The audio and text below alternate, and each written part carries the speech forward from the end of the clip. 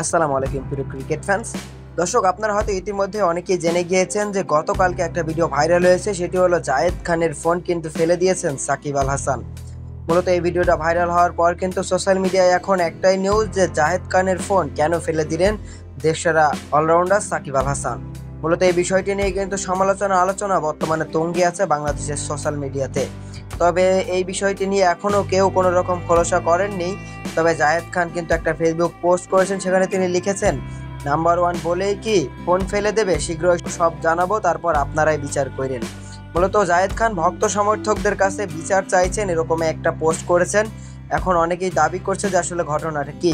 মূলত জায়েদ খান, আপনারা জানেন যে এই ফোনটা চালায়, সেই ফোনটা কিন্তু 22 ক্যারেট গোল্ড দিয়ে তৈরি, স্বর্ণের একটা আইফোন।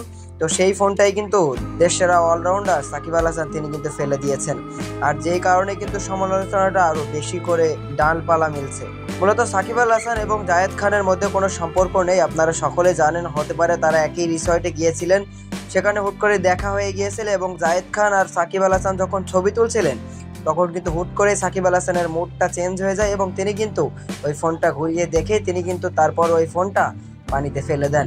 আর যা দেখে রীতিমতো অবাক হয়ে গিয়েছিল জায়েদ খান।